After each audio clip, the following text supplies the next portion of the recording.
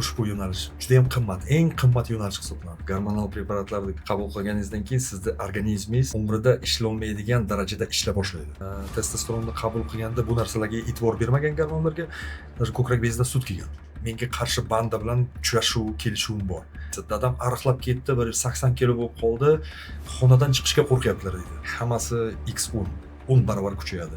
Hamma qabul qilyapti, men ham qabul qilsam nima qiladi? Kategorически doktor bilan ishlash kerak. Agar bu narsani to'g'rilamasa vaqtida, bu narsada psixikaga juda kuchli ta'sir qilishi mumkin. Assalomu alaykum hurmatli kuzatuvchilar. Bugungi mehmonimiz Mahmatqulov Sodiqjon Mashrapovich, vrach, urolog, androlog, sportivniy farmakolog. Taklif uchun rahmat. O'zingiz haqingizda qisqacha ma'lumot berib o'tsangiz. Yana bir bor assalomu alaykum. Taklif qilganlaringiz uchun rahmat. Birinchi podkastim bu. O'zimni tanishtirib o'tadigan bo'lsam, men Mahmatqulov Sodiqjon Mashrafovich, Samarqand viloyat ko'p tarmoqli tibbiyot markazi urologiya bo'limi endourolog mutaxassis sifatida hozir faoliyat yuritib kelaman. Yuqori texnologik endourologik operatsiya amaliyotlar o'tkazaman va 2021-yilda O'zbekistonga qaytib faoliyatimni boshlagan bo'lsam, 2000 ga yaqin O'zbekiston fuqaro va nafaqat O'zbekiston, chet el fuqarolarini ham 2000 ga yaqin yuqori texnologik operatsiya amaliyotlarini muvaffaqiyatli o'tkazdim. Asosiy ishimdan tashqari andrologiya, ya'ni erkaklarda bo'lgan jinsiy quvvat, jinsiy muammolar, undan tashqari erkaklardagi bepushtlik muammolari va bo'sh vaqtimda esa sportchilar bilan professional sportchilar bilan ishlayman. Ya'ni professional sportchilarni sog'liq ko'rsatkichlari, analizlari va ularning maqsadiga yetishi uchun kerakli bo'lgan farmakologik qo'shimcha vitaminlar bo'yicha olib borib bilan shug'ullanaman. Mutaxassisligimda Sankt-Peterburg shahar yuqori texnologiyalar va endoskopik urologiya markazida egallaganman. Undan tashqari esa yiliga 2 marta chet elda malaka oshirishga chiqib kelaman. Bu malaka oshirishga в основном Sankt-Peterburg, Moskva shahri, Koreyaning Seul, Koreyaning Incheon shahrida va chet elda urologik konferensiyalarda muntazam ravishda qatnashib kelaman. Bu Ispaniyada Barselonada bo'lib o'tgan konferensiyalar, Qirg'izistonda, Rossiyada, chet elda qayerda konferensiya bo'lsa chiqib maqolalar, o'zimizda qilgan ilmiy ishlarimiz va o'zimizda qilinayotgan operatsion amaliyotlar, yangiliklar haqida tanishtirib o'taman. Ustoz, bugungi podkastimizning mavzusi sport farmakologiyasi va gormonlar haqida gaplashib o'tamiz. Sport zalida ko'p gapiriladigan, lekin hech kim tushuntirmaydigan va tushunarli qilib gapirilmaydigan savollar bor. Sportsmenlardan olganman. Shular haqida birma-bir batafsil kuzatuvchilarimizga javob berib o'tsak. Sport farmakologiya preparatlarini haqida yoki vitaminizatsiya yoki gormonal preparatlar haqida gaplashib o'tishimizdan oldin aytib o'tmoqchiman-ku, что ushbu preparatlar 2000-yil 15-yanvardan boshlab adashmasam, O'zbekiston Qonunchilik palatasidan kuchli ta'sir qiluvchi moddalar tarkibiga kiritilgan va ushbu moddalarni sotish, qabul qilish qonun tarafdan zid va mumkin emas. Ushbu preparatlarni tarqatish yoki targ'ib qilish yoki ishlatish 7 yildan 9 yilgacha ozodlikdan mahrum qilishgacha olib borish mumkin. Shuning uchun biz bu narsalarni gaplashishdan oldin bizlar targ'ib qilmaymiz bu narsani, ya'ni insonlarga ma'lumot sifatida va ogohlantirish uchun, ya'ni qanaqa muammolar sog'liq uchun zararli oqibatlarini aytib o'tamiz. Bizlar ushbu kimnidir targ'ib qilmaymiz. Podkastimiz targ'ib uchun emas, ma'lumot sifatida aytib o'tamiz. Shunaqa. Sport farmakologiyasi o'zi nima va u nima uchun qo'llaniladi? Sport farmakologiyasi degan tushuncha, sport farmakologiyasi bu tushuniladigan narsa gormonal preparatlar va anabolik steroidlar. Anabolik steroidlar o'zi boshida nima uchun yaratilgan? Boshida anabolik steroidlar kelib chiqishiga, tarixiga qarasangiz, bu steroidlarda в основном krupniy rogатый skot, chorva mollarni go'shtini, mushak massasini, go'shtini vaznini oshirish uchun qo'llanilgan, чтобы ko'proq moliyaviy tomondan foyda olish uchun. Keyin esa sal tarixga qarasangiz agar, birinchi bo'lib anabolik steroidlarni ishlatish bu ikkinchi jahon urushida adashmasam, Gitler ikkinchi jahon urushida edi. Gitler o'zini soldatlariga birinchi bo'lib gormonal preparatlarni ishlatishni boshlagan. Masalan, Rossiya Federatsiyasida endi kitoblarda bu narsa yozilmaydi. Rossiyada Masalan, askarlarni bir qo'rqmasdan urushga tayyor bo'lishi, jahldor bo'lishi uchun spirt shunaqa anavlar bor. Endi spirt, alkogol ishlatilgan bo'lsa, Gitler vaqtida esa u anabolik steroidlar. E'tibor bersalaring, nemislar shu jahldor, judayam vahshiy, judayam kuchli nima hisobiga bu steroidlar ishlatilishi o'sha jahon urushida boshlangan. Shuning uchun ham nemis soldatlari erta-yu kech urushga jahldor, doim quvvatga to'la, kuchga to'la bo'lib, butun dunyoda bosib olishga tayyor bo'lgan unaqa bir duxga ega bo'lgan. Bu hammasi mana shundan boshlanib kelgan.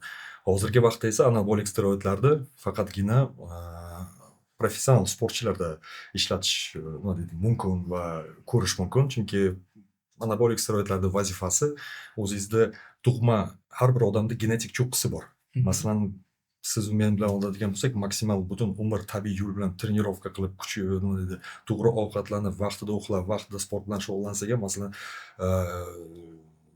og'ir ko'tarishda, masalan, jimlyojda 150 kiloga chiqishingiz mumkin. Undan keyin genetik cho'qqiga yetganingizdan keyin уже undan chiqolmaysiz. O'sha paytda travmalar boshlanadi, buzilishlar boshlanadi, mushak, pay chidolmaydi. Bu farmakologik preparatlar esa sizda mana shu genetik cho'qqingizdan chiqishga yordam beradi. Ya'ni DNK, ya'ni genetikangizga kirib, genetikangizni o'zgartiradigan, sizda yanada yuqoriroq cho'qqiga olib chiqadigan narsa hisoblanadi. Shuning uchun ham professional sportda, masalan, dunyo sportida deylik, sport farmakologiyasi keng qo'llaniladi. To'g'ri, aytilmaydi bu narsa, lekin ko'rib tursangiz agar, sportchilarga qarasangiz, bir judayam bahaybat, 1 gramm ham yog'i yo'q, muskullari chiroyli, kuch, energiya. Bu afsuski tabiiy yo'l bilan erishish bu milliondan bitta odamga.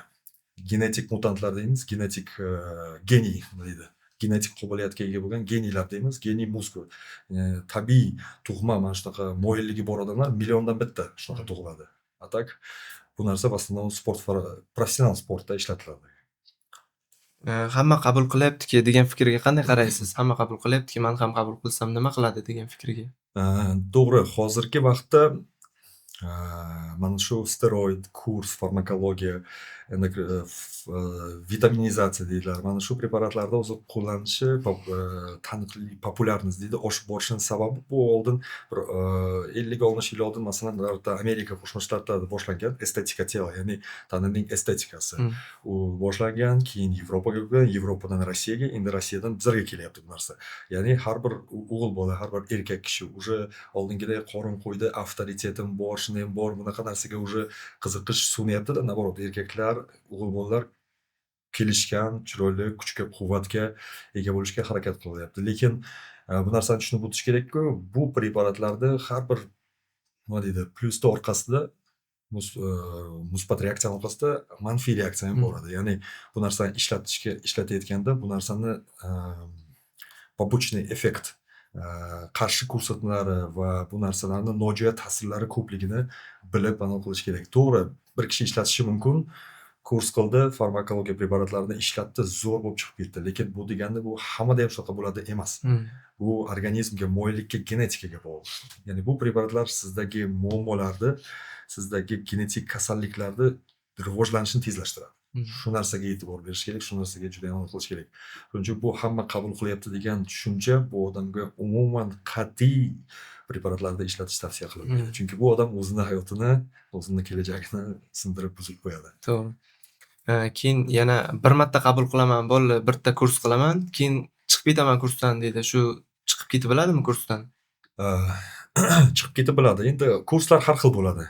Kurslar mana ko'p eshitaman, 1 oy kurs qilaman, 2 oy dam olaman. Bu, конечно, bu ertak hisoblanadi. Chunki 1 oydagi kursda oladigan, masalan, mushak massasi 2-3 oyda 2 kilo, 3 kilo sifatli mushak yig'ishingiz mumkin, qurishingiz mumkin.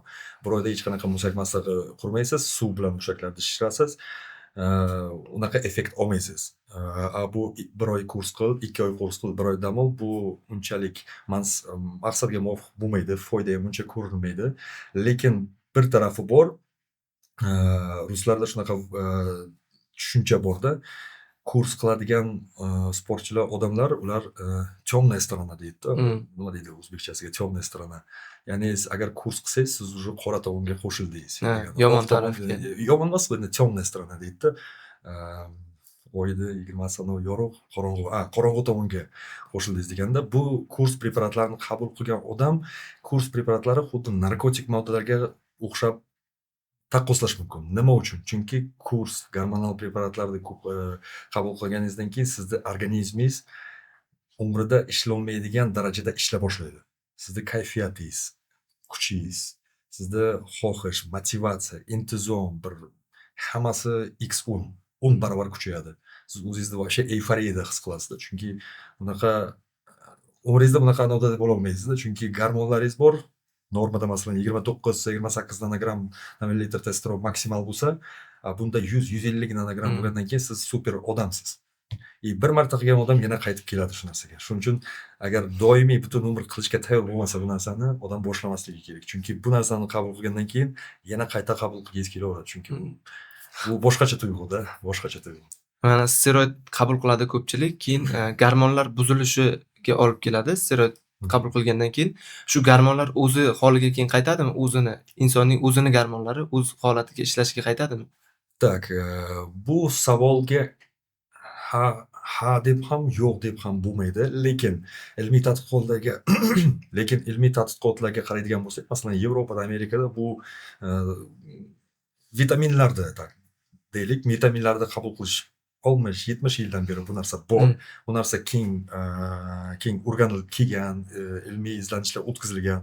O'sha izlanishlarga qaraganda, mana shu siz aytgandek gormonlarni va steroidlar qabul qilgan inson bu narsani to'xtatganidan keyin, ma'lum bir vaqtdan keyin, masalan 3 oy, 6 oydan keyin yoki 1 yildan keyin o'zini gormonal sistemasini tiklash xususiyatiga ega. Ya'ni gormonlar o'zini tiklaydi. Chunki organizmda gormon bo'lmagandan keyin organizmga signal boradi. Organizm shunaqa narsa Ronjangiz kesilsa ham tiklanadi-ku. Xuddi shunday gormonlar yetishmovchiligi bo'lsa ham organizm shu signal beradi. Ya'ni gormonlar tiklash kerak. O'sha organga, nishon organga signal gormonlar beradi-da, tiklash xususiyatiga ega. Lekin tiklanishiga qaramay eski holatdagidek, ya'ni 100% ga tiklash imkoniyati yo'q. Ya'ni agar o'zini tiklashini kutsangiz 50%, может 60%, bu ham genetikaga bog'liq. Ya'ni kimdadir zo'r tiklanadi, kimdir o'ziga zo'r keladi, kimdir даже 20% ga ham tiklanmasligi mumkin. Lekin tiklanadi. Asosiy javob da tiklanadi, lekin foiz darajasi hammada har xil. Частично tiklanadi. Частично tiklanadi. Masalan, kimdadir 80-90% ga ham tiklanishi mumkin, kimdadir 100%, kimdadir 15% ga tiklanadi. Tiklanadi degan javob bera olamiz. Mana hozir yosh sportsmenlar farmakologiya qabul qilmoqchi. Kimga uchrashi kerak? Shifokorgami yoki trenergami? Farmakologiya desak, masalan, kurs deymiz, vitaminizatsiya deymiz. Bu narsani ko'proq trenerlarga borib so'rov bo'ladi, so'rovnoma. Mana masalan, trenerlarga borgandan keyin, masalan, malakali trener bo'lsa, opti bor trener va ushbu preparatlarda ishlatib bu narsalarning nojo'ya ta'sirlarini ko'rgan trenerlar doktorga yuboradi. Masalan, kurs preparatlar, farma preparatlarini siz Wikipediyaga kirasiz, mana men kurs Trenbolon, Nandrolon, fenilpropanat, Deka deb yozib tashlasangiz, hammasi kurs chiqadi masalan. Даже siz trenerga обращаться qilmasligingiz mumkin. Bu narsani internetdan olasiz, dozalari qanday urish kerak anasi chiqadi. Bu narsa qiyin emas. Bu narsani даже masalan med kollej anosiga yoki maktab o'quvchisi ham yodlab olishi mumkin. Shunday standartni yozib berish mumkin. Dozalar, agar tushunchasi bo'lsa, dozalarni o'rganib, gрамотно yozib berish mumkin. Ya'ni qachon, qanday qabul qilish, qancha vaqtda urib turish, qanday urishda masalan. Lekin bitta narsa moment bor. Bu preparatlar qabul qilgandan keyin bu preparat orqasida juda ko'p nojo'ya ta'sirlar turibdi. Mana shu narsani afsuski trenerlar bu narsani to'g'rilay olmaydi. Chunki meditsina sohasida ham masalan men sportchilar bilan ishlasam, vitaminlar ishlatadigan sportchilar bilan ishlaganimizda, даже meni ham bilimlarim yetarli emas bo'lib qoladi. Men ham qo'shimcha mutaxassislarni qo'shishga majbur bo'laman. Chunki shunaqa muammolar kelib chiqadiki, что oddiy lechение, oddiy dori-darmon tabletka, infuziyalar bilan to'g'rilay olmaysiz. Uni seriozno lechение qilish kerak, seriozno yotqizib lechение qilish kerak. Shuning uchun bu narsani kursda yozib bergandan keyin agar shunaqa bir inson o'zini hayotini shu bilan bog'lamoqchi bo'lsa, sport bilan erishish, natija, ko'proq uzoqroq borishga, masalan, unda doktor bilan ishlash, kategorически doktor bilan ishlash kerak. Trener, doktor, dietolog, har bir mutaxassisda o'zining o'rni bor. Bu narsani trener bilan emas, ko'proq doktor bilan maslahatlashgan holda sog'lig'iga zarar yetkazmaslik uchun doktor bilan ishlash shart. Mana hozir steroidlar qabul qildi. Bu bepushtlikka olib keladimi yoki qo'rqitishmi bu gaplar? Bu qo'rqitish emas, lekin Steroidlar qabul qilgandan keyin bepush bo'lib qoladigan degan internetda ham, televideniyada ham ko'rib turibmiz. Bu mutaxassislarning gapiga umuman qo'shila olmayman, chunki biron narsani gapirishdan oldin nima deydi, uni o'rganib ko'rish kerak deb o'ylayman. Bu haqida ham bizlar endi ilmiy izlanishlarga qaraymiz. Ya'ni Yevropada o'tkazilgan bir nechta ilmiy izlanishlarda sport farmakologiya preparati, gormonal preparatlar ishlatgan vaqtingizda, qabul qilgan vaqtingizda siz vaqtincha bepushsiz, to'g'ri.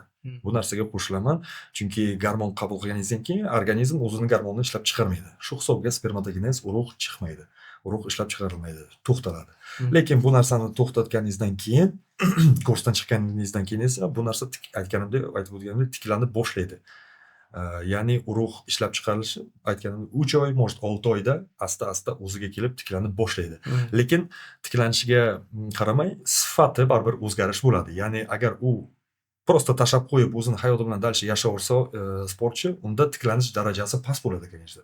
Agar doktorga murojaat qilib, masalan, men shu narsalarni iste'mol qilganman, menda mana shunday deganda analizda topshirib, tekshirishlarda o'tkazib, agar shu narsa qilinsa, после kursовая terapiya deymiz. Ya'ni kurs farmakologiya preparatlari ishlatgandan keyin tiklash kursi deyiladi. Ya'ni organizmda gormonlar ishlab chiqarishni tiklash. Shu paytida, shu vaqtda mana shu terapiya tiklanish jarayonini tezlashtiradi va sifatliroq o'tadi. Agarda shunaqa holatlar borda, kurs farma olgan, bepush bo'lib qolgan 0. Men farma oldim, shu bilan bog'laydi. Yo'q. Bu narsaga qo'shila olmayman, chunki agar farmadan keyin tiklanish bo'lmasa, masalan, posikursovaya terapiya qildi, gormonlari tiklandi-yu, lekin urug' yo'q, bepushlik bo'ldi.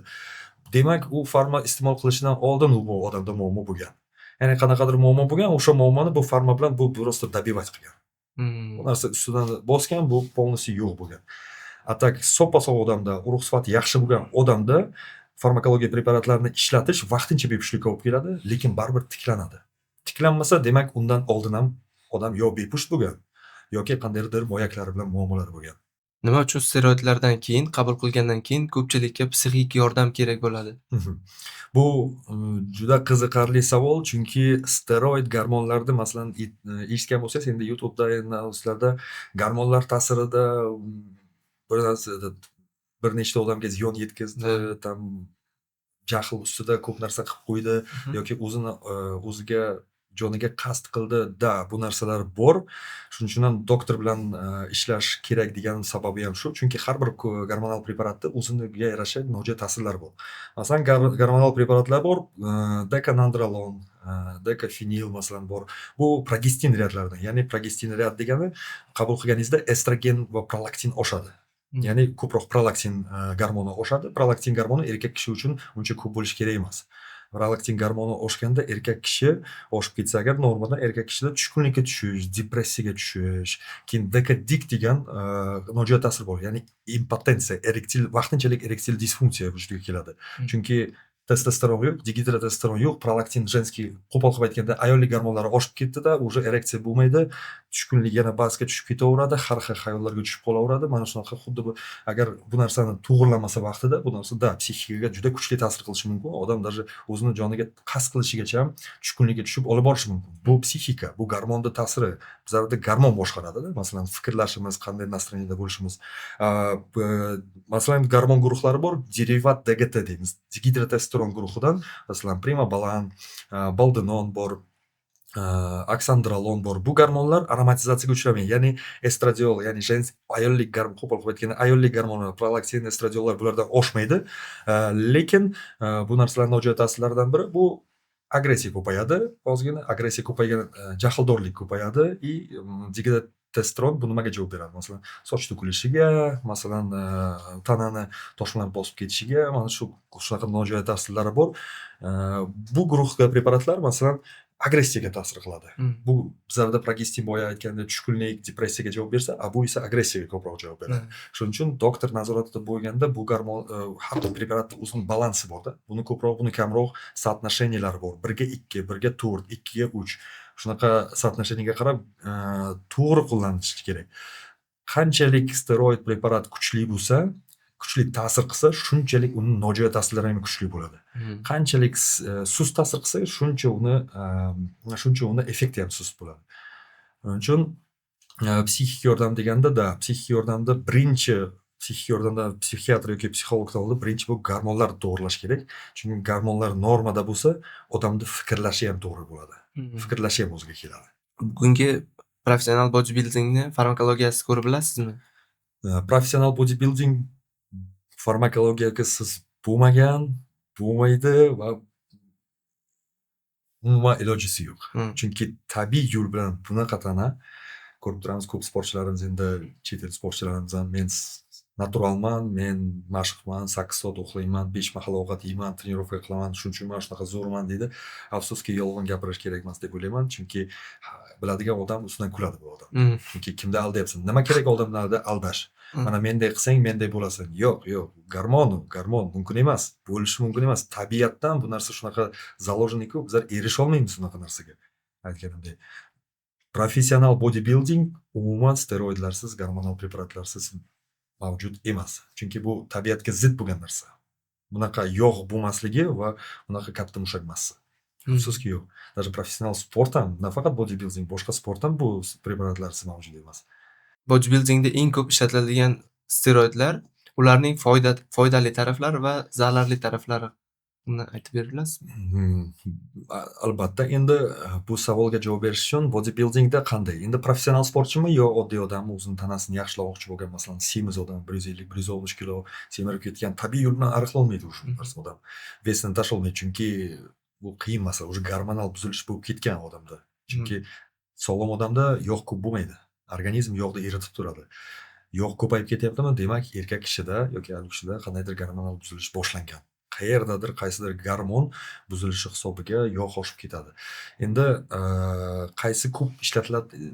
Qaysi farmakologiyada shu steroidlar ko'p ishlatiladi va qaysi organizmning organlariga ziyonlanadi? Qaysi ko'p ishlar? Hammasi ishlatiladi. Maqsadga qarab.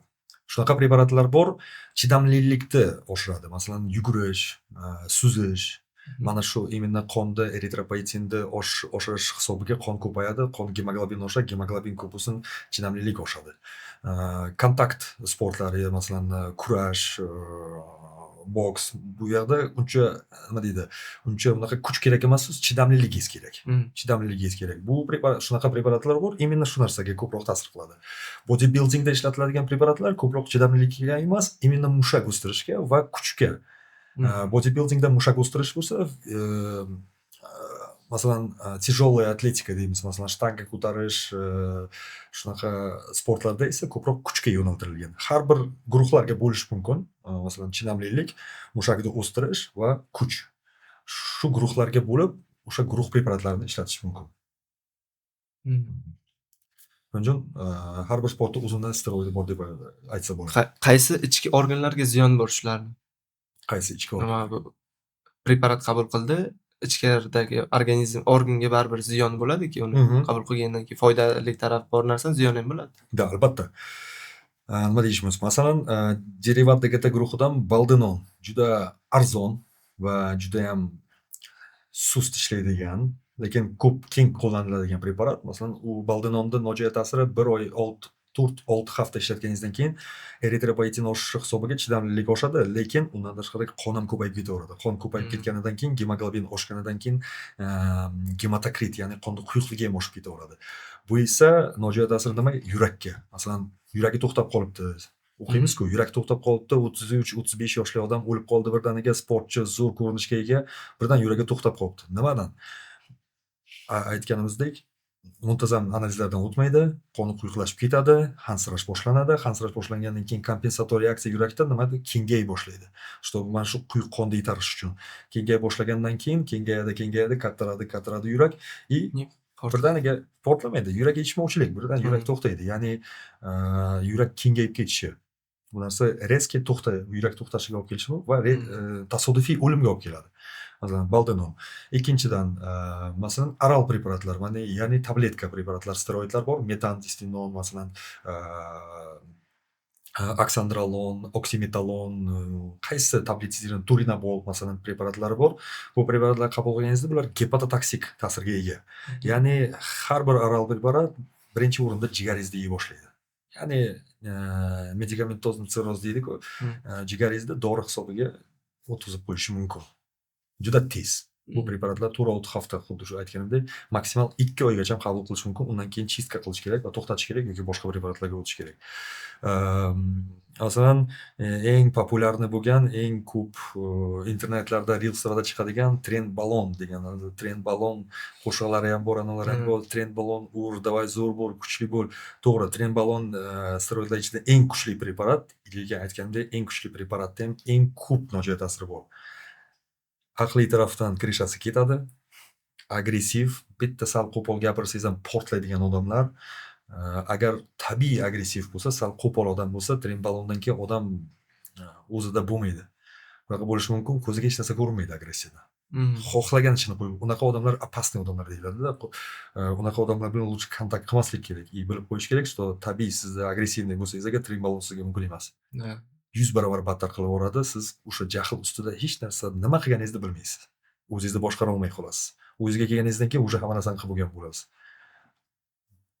Har bir anodi nima deydi? Har bir preparatlarda o'zining nishon organi bor-da. Nishon organiga ta'sir qiladi.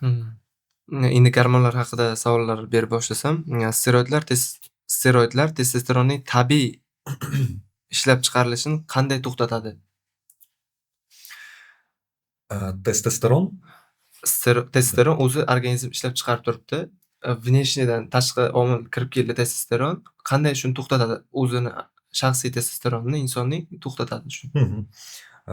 Bu savolga javob qiyin emas, lekin maksimal osonroq qilib tushuntirishga harakat qilamiz, chunki bu fiziologiyaga bog'liq. Ya'ni testosteron ishlab chiqarilishi yo'llari bor-da. Masalan, miyadan birinchi signal keladi. Gipofizda LGFSG degan gormonlarimiz bor, lyutinizирующий folliculostimuляющий gormon. Gipofizda ishlab chiqariladi. Gipofizdan qonga o'tgandan keyin o'sha LGFSG moyakka boradi. Moyakka borgandan keyin moyakda ikkita kletkalar bor. Kletka Sertolli, kletka Leydigo. Bittasi testosteron ishlab chiqarishga javob beradi, bittasi urug' ishlab chiqarishga javob beradi. Mana shu 3 ta bor, svязка bor. Testosteron organizmda yoki любой anabolik steroid qo'llaganingizda ushbu reaksiya to'xtaydi. Ya'ni organizmda testosteron bor, organizm aqlli yaratilganda, masalan, sizda bor narsani ishlab chiqarmaydi. Nima kerak menga ishlab chiqarish? Nima kerak menga energiya yo'qotish deydi. Bu narsani to'xtatadi. Ya'ni miyadagi gipofizdagi mana shu gormonlar to'xtaydi. Gipofizda gormon chiqmasa, все, moyak ham ishlamaydi. Ya'ni moyak ham gormon ishlab chiqarmaydi. Shu hisobiga vaqtinchalik sterilizatsiya, ya'ni vaqtinchalik bepushtlik va vaqtinchalik testosteron ishlab chiqarishi to'xtaydi. Mana ko'pchilik steroid qabul qilgandan keyin testosteron qabul qilgandan keyin ayollik gormoni oshib ketadi, estrogen oshib ketadi, ko'tarilib ketadi. Nima sababdan shu? Sababi aniq. Testosteron gormonini ishlatganingizdan keyin testosteron organizmda moyaklar bilan ishlab chiqariladi. Testosteron organizmda masalan norma deymiz-ku, masalan norma bor-da, 1 dan 10 gacha, 1 dan 5 gacha degan har bir analizda o'zining normasi bor organizm uchun. Organizmingizda testosteron gormoni oshib ketgandan keyin organizmga signal keladi. Menda ko'p testosteron. Qayergadir yo'qotish kerak bu testosteron degan signal keladi. Bizlarda testosteron yo'qotilishi aromatizatsiya jarayoni deyiladi. Ya'ni testosteron aromatizatsiya jarayoni reaksiyasi bilan estradiolga aylanadi. Ya'ni ayollik, женский gormonga aylanadi-da.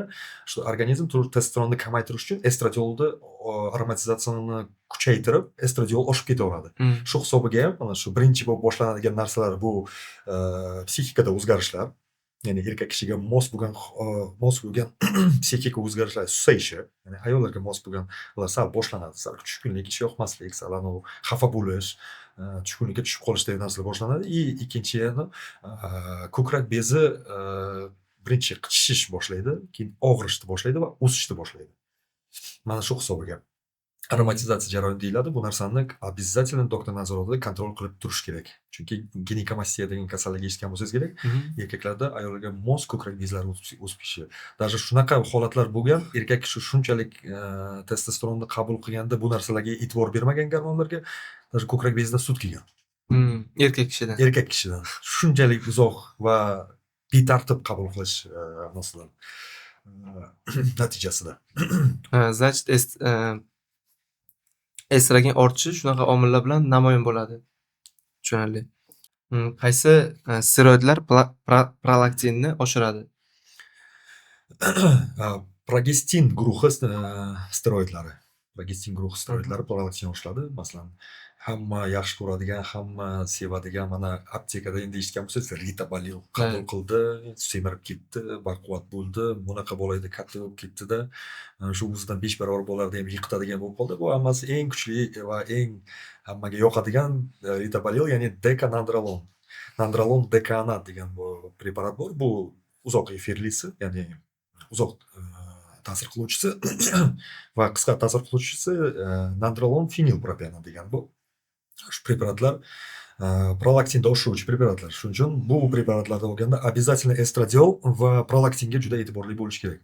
Чтобы psixika o'zgarib qolmasin, ayollarga mos bo'lgan psixika bo'lib qolmasligi uchun va ikkinchidan ko'krak bezi o'sib ginekamastiya rivojlanmasligi uchun.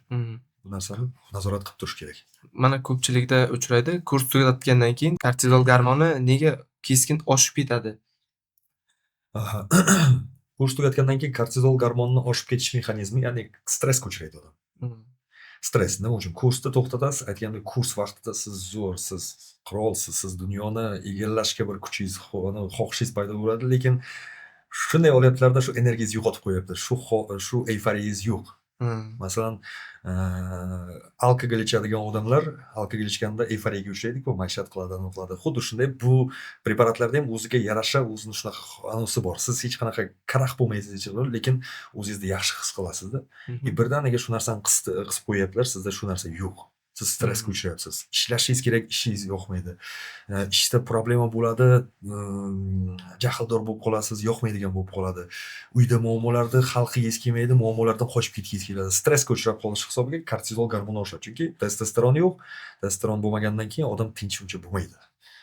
Kishi tinch bo'lmaydi, juda ham рассеянный bo'lib qoladi-da. Shu hisobiga. Va kortizol oshishi mushaklar yo'qotilishiga qanday olib keladi? Naqad desam, kortizol oshishi mushaklar yo'qotilishiga olib keladi-da. Kortizol oshganda endi bu narsa ham kortizol gormoni ko'payib ketibdi, mushaklarni yo'qotib qo'yibdi. Bu narsaga unchalik qo'shila olmayman. Chunki kortizol oshib ketgani bilan baribir organizmda mushak o'sishi uchun kerakli bo'lgan gormonlar bor. Testosteron normada bo'lsa, qalqonsimon bez, qalqon orti bezlari normada bo'lsa, mushak yo'qotilishi uncha bo'lmaydi. Kortizol bu doimiy 24 soat bu narsa kortizol yuqori bo'lib yurish bu qiyin masala. Shuning uchun kortizol baland ekan, shuning uchun bunaqa bo'la olmayman. Yo'q. Muammo boshqa narsada. Yoki keraklicha ovqat yemayapsiz, o'stirish uchun, keraklicha uxlamayapsiz. Va keraklicha ichmayapsiz. Steroidlar qalqonsimon bezni o'zgarishiga olib keladimi? Steroidlar qalqonsimon bezda ko'pincha farmakologiya preparatlarini ishlatganda steroidlar qalqonsimon bezni faoliyatiga ta'sir qiladi, ya'ni oshiradi. Masalan, somatotropik gormon rostida deymiz. Ushbu preparat esa qalqonsimon bez gormonlarini tushishiga olib keladi. Ayni bir steroid preparatlari esa qalqonsimon bezni oshishiga olib keladi. Shuning uchun ham ko'p terlash, shunaqa kurs vaqtida ko'p terlab, haddan tashqari ko'p terlab ketish holatlari va isib ketish holatlari, yurak urishi tezlashishi, bu hammasi qalqonsimon bezni faoliyati buzilishi hisoblanadi. Steroidlar insulin sezgirligini qanday oshiradi, o'zgartiradi? Steroidlar напрямую to'g'ridan to'g'ri insulinda sezgirlikka oshishiga ta'sir qilmaydi. Lekin steroidlarning ta'siri, ya'ni steroid farmakologiya preparatlar ishlatganingizda sizda obmen vеществ, ya'ni moddalar almashuvi tezlashgani uchun sizda avtomatik yog'lar erib boshlaydi. Chunki organizmda oksil sintezi oshadi, ya'ni masalan 24 deydi, adashmasam oksillarning o'zi aminokislotalar bo'lsa, 12 tasi bizlar organizmimiz ichakda ishlab chiqariladi. Mana shu oksil sintezi preparatlar oshiradi. Oshish hisobiga organizm avtomatik yog'ni eritib boshlaydi. Ya'ni energiya ko'proq kelaveradi. Yog' qancha kam bo'lsa, insulinni sezish shuncha yaxshi bo'ladi. Ya'ni semiz odamlarda insulin rezistensiyasi degan tushuncha bor. Semiz odamlarda shu narsa bo'ladi. Shuning uchun ham araqlagandan keyin normaga joyiga tushib ketadi. Masalan, даже sahrli diabet, ya'ni semi odamda naslida yo'q qandli diabet, lekin semirib ketishi hisobiga analizlarda qandli diabetni ko'rishimiz mumkin. Ikkinchi tipi, insulinga moyil bo'lmagan tipi. Lekin u odamlarda vesini tashlab, sog'lom turmush tarziga qilib, indeks massa IMTS, indeks massa telasi normaga kelsa, sahrli diabet ham ortga qaytadi. Shuning uchun to'g'ridan to'g'ri ta'sir qilmaydi, lekin yog'da erishi va vес tashlash hisobiga insulinni sezguvchanligi oshadi. Metabolizmning izdan chiqishi qaysi belgilar bilan namoyon bo'ladi? Metabolizm izdan chiqishi bu nima hojatxonaga kamroq chiqishdan boshlanadi, ya'ni kattasiga chiqishdan. Bu nima deydi, qo'pol qilib aytganda birinchi belgilari. Ikkinchisidan asosiy belgilari bu odam semira boshlaydi. Ya'ni odam semira boshlaydi, vес oshib boshlaydi, yog' miqdori ko'payib boshlaydi. Bu metabolizmda buzilishi haqidagi belgilardan biri. Ya'ni sekinlashishi. Sekin metabolizmga ega odamlar doim semiz bo'ladi. Masalan, doim to'la bo'ladi. Semirishga moyil insonlar bo'ladi. Mana yana ko'pchilik garmorost haqida so'ragan. Garmorostda kim uchun qo'llanish kerak? Qachon ishlatilishi kerak? Shu haqida gapirib bersangiz. Menga ham shu savol bo'yicha ko'p murojaatlar keladi. Ya'ni garmorostdan olsam bo'ladimi? Garmorostda eng bezarar deb eshitganman. Garmorostda kimga mumkin? Mumkinmi menga? Bu savolga javob berish uchun birinchi bu garmorostda qanday ishlashi, nima uchun kerak va qanaqa maqsadda ishlatilishi kerak, maqsad kuzatilyapti, shuni bilishimiz kerak. Garmorostda qanaqa vazifani bajaradi? Garmorostda v основном tiklanish sportda tiklanishni tezlashtirish uchun ishlatiladi. Masalan, garmorostani yana bir ta'siri bor, ya'ni garmorostda organizmda yo katabolizm jarayoni bo'ladi, yo anabolizm jarayoni. Anabolizm bu mushak o'stirish, ya'ni fizik ko'rsatkichlarni kuchaytirish, katabolizm jarayoni raspad, ya'ni yog'larni eritish jarayoni. Garmorostani qabul qilganingizda ikkita jarayon bir xil ketaveradi. Ham mushaklaringiz o'sadi, ham yog'laringiz eriydi. Shu tarafdan yaxshi. Garmorostani ariqlash uchun, yog'larni eritish uchun ko'pincha ishlatiladi. Professional sportchilarda esa masalan travmalardan keyin va tezroq vес tashlash uchun garmorostda ishlatiladi. Garmorostani qachon ishlatish mumkin emas? Garmorostani qandli diabeti bor yoki qandli diabetga moyilligi bor yoki qandli diabet oldi holatlarda mumkin emas. Garmorostda ishlatganingizda glyukoza, qonda shakar, sahr moddasi birdan oshadi. Shu hisobiga garmorostani qabul qilgan odam agar unda glyukoza, qonda sahr ko'rsatishi yuqoriroq bo'lsa, ushbu preparatdan keyin qandli diabet boshlanib qolishi mumkin. Qandli diabet ikkinchi daraja, ya'ni 7-8 qand bilan yuradigan odamda insulinga o'tib qolishi ham mumkin. Chunki siz sun'iy ravishda sahrni oshiryapsiz. Shuning uchun qandli diabeti bor kasallarga, bemorlarga, sportchilarga ili sahri, qandi, qonda qand miqdori yuqori sportchilarga mumkin emas. Chunki bu narsa jadallashtirib yuboradi bu jarayonni. Asosiy mana shu kimga olish mumkin? Обязательно olishdan oldin garmorostani somatotropniy garmon deymiz. Bu garmondan oldin analiz topshirish kerak. Ya'ni birlamchi analizlar bu onkomarkerlar, ya'ni organizmingizda sizda onkologiya, ya'ni o'simta, rak, saraton deydilar. Mana shu kasalliklarga moyillik bormi? Ushbu onkomarkerlar bor. 6 tadan 8 tagacha onkomarkerlarni topshirtiramiz. Onkomarkerlarda o'zgarishlar bo'lmasa, o'shandagina garmorostda qabul qilishni tavsiya berishimiz mumkin. Lekin oldindan baribir aytib o'tiladi, chunki shunaqa o'simtalar bor. Mayda endi o'sish jarayonida masalan analizlarda o'zgarish bermasligi mumkin. Inson bilish kerak, что garmorostda ushbu jarayonda nafaqat mushaklarni o'stirishini, ya'ni tiklanishini, balki ushbu o'simta, rak, saraton kasalligini o'sishini tezlashtirib yuboradi. Garmorost tezlashtiruvchi modda. Shuning uchun qabul qilishdan oldin bu narsaga kuchli e'tibor berish kerak. Mana hozir gapirib o'tdik, steroidlar qabul qilgan odamlar psixik yordamga muhtoj bo'ladi. Sizni praktikangizda shunaqa bemor bo'lganmi? Da, bo'lgan. Shunaqa qiziqarli voqea bo'lgan. Bitta bemor bizga murojaat qilgan. Bemor davlat ishchisi emas, bemor biznesmen. Qanaqa biznes? Ko'cha odami. Ya'ni ko'cha odami, mafiya odam, qirg'izistonlik edi, O'zbekistonda yashaydi, lekin Qirg'izistonda o'zini ishini olib boradi. Kelganda men doim so'raymanda, men mana qabul qilmoqchiman, katta bo'lmoqchiman, mushak o'stirmoqchiman, maqsadni so'rayman. Nima maqsadni ko'zlayapsiz?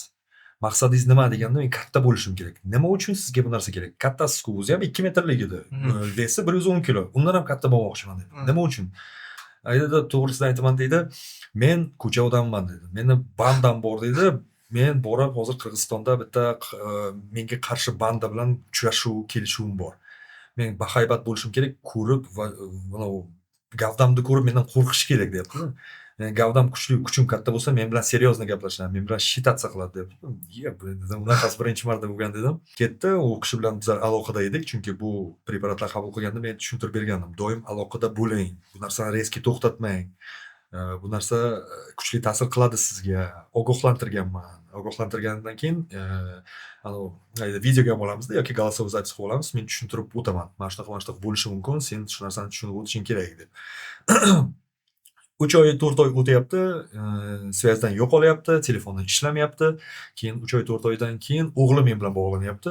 Aka deydi, dadam kasal bo'lib qoldi.